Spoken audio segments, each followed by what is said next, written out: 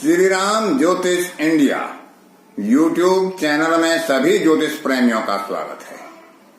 आज की कक्षा का विषय प्रसंग बड़ा ही रोचक और बहुत ही महत्वपूर्ण है सभी ज्योतिष प्रेमियों के लिए।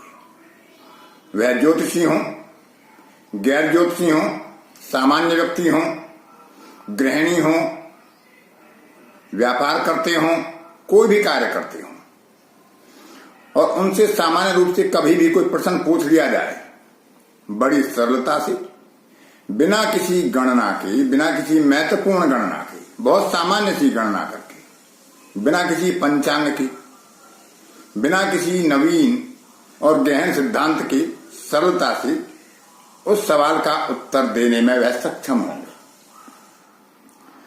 क्योंकि कहा गया है कि समय बहुत बलवान होता है और समय के ऊपर ही व्यक्ति के भाग्य का निर्धारण होता है और समय के आधार पर ही किसी का जन्म पत्र का निर्माण होता है, जो उसके भाग्य का लेखा जोखा बताता है। तो जब किसी समय विशेष पर मन में कोई प्रश्न उठता है, उस समय में ही उसका उत्तर छिपा होता है। अभी 3 महीने पहले की बात है, मैं रास्ते में आ रहा था, एक लड़की का फोन आया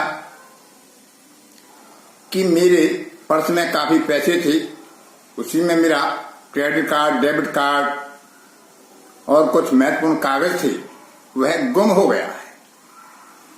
अब मैं रास्ते में हूं, मेरे पास कोई पंचांग नहीं था, तो मैंने इस पद्धति का उपयोग किया जो आपको आज बताने जा रहा हूं। मैंने उन्हें कहा कि आपका पर्स बहुत शीघ्र मिल जाएगा, आप निसंदेह, निसंकोच, निश्चिंत रहें, आपका पर्स, आपका खोया हुआ धन आपको मिलेगा। उनका अगला प्रश्न था, कब तक मिल जाएगा और किसके पास हो सकता है? तो जो उन्होंने समय बताया था, जिस समय उन्होंने प्रश्न किया था, उस समय के आधार पर मैंने उन्हें बताया कि किसी महिला को आपका पर्स मिला है और 2 घंटे के अंदर पूरी संभावना है कि आपका पर्स आपको मिल जाए। उस लड़की ने जो प्रश्न किया था, जब मैंने समय देखा था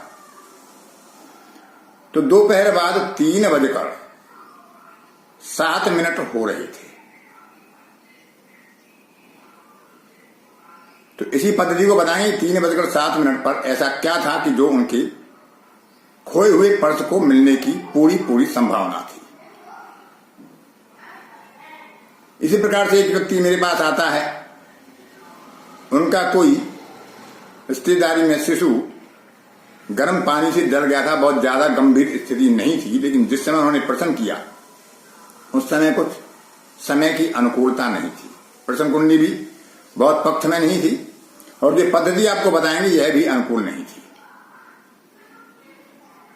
तो उन्हें बताया गया था कि 3 दिन यदि यह बच्चा सर्वाइव कर जाता है तो कुछ उम्मीद बचती है।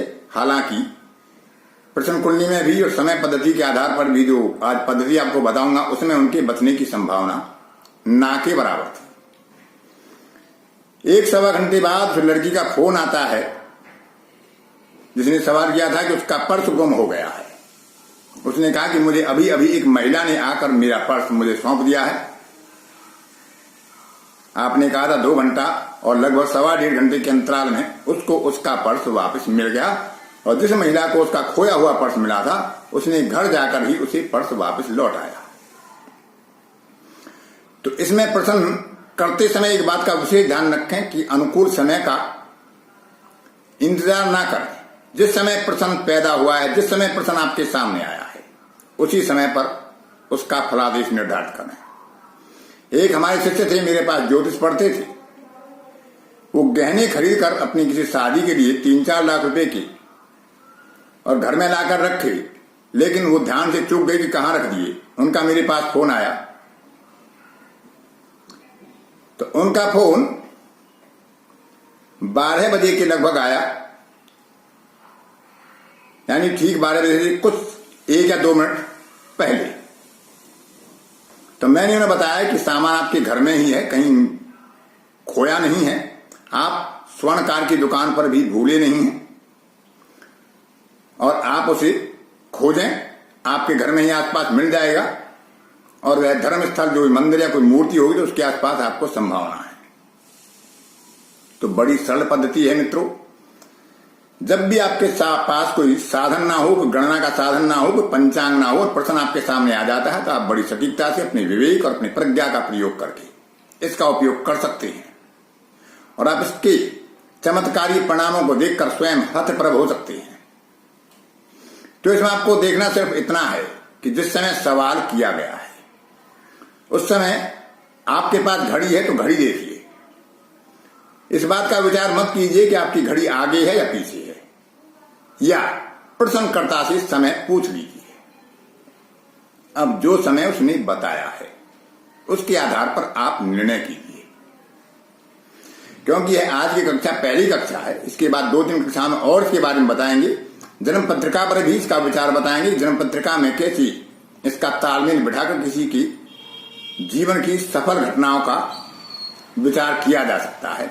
किसी कार्य को शुभता के समय, ऐसे समय पर हम विचार करें, थोड़ा समय आगे पीछे करके, 10 या 15 मिनट आगे पीछे करके शुभ मुहूर्त में भी हम किसी कार्य को करें, ताकि उसकी सफलता संदिग्ध ना हो, सफलता निश्चित हो। तो इसमें से केवल इतना विचार आपको करना है कि जो समय बताया, तो जो घंटा मिनट आपको बताए गए हैं, तो घंटों में आप 1 जोड़ देंगे, क्योंकि उतना घंटा बीत चुका है। जैसे किसी ने बताया कि 3:07 हुए हैं, तो 3 बज चुके हैं और चौथे घंटे की तरफ सुई बढ़ रही है, तो 4 अंक को लगन निर्धारित कर लीजिए। यदि 5:कुछ पर सवाल पूछा गया है, तो 5 में 1 जोड़कर 6 अंक को निर्धारित कर लीजिए। 12:कुछ पर सवाल पूछा गया है, तो 12 में 1 जोड़कर 13 होता है, उसमें 12 कम कर लीजिए और मेष को लगन मान लीजिए। अब विचार कीजिए जो आपके मिनट हैं, तो मिनटों में जो 5 मिनट का एक अंतराल है उसको 1 अंक मान लीजिए। 0 से 5 को 1, 5 से 10 को 2, 10 से 15 को 3, इस प्रकार से विचार कर लीजिए। उसके बाद अब उन दोनों का संबंध देखिए। जो मिनटों का जो चक्र आया है उसे चंद्रमा मानिए, जो घंटों का चक्र आया है उसे आप लगन मानिए, और विचार कीजिए कि उनका संबंध कैसा है। यदि दोनों एक ही राशि में पड़ते हैं तो अभूतपूर्व परिणाम, सुखद परिणाम प्राप्त होने वाले हैं। यदि उनका द्विद्वादश संबंध है तो निश्चित रूप से विलंब होगा, या कार्य बाधा होगी, या कार्य नहीं होगा। त्रिएकादश का संबंध बनता है तो परिणाम आपके पक्ष में होंगे, सुखद होंगे। चतुर्दशम का संबंध बनता है तो हार्ड लक, यानी भाग्य कठिनता से ही आपको प्राप्त होगा। भाग्य आपका बहुत अधिक साथ नहीं देगा, आपको अपने पुरुषार्थ के आधार पर ही सफलता मिलने की संभावना बढ़ेगी। यदि नवम पंचम का योग बनता है तो बहुत ही सुंदर योग बनता है, प्राप्ति का योग बनता है, सुखद परिणाम देने वाला योग बनता है। षडाष्टक बहुत खराब योग है, निश्चित रूप से कार्य में असफलता मिलने वाली है, कार्य सफल नहीं होने वाला है।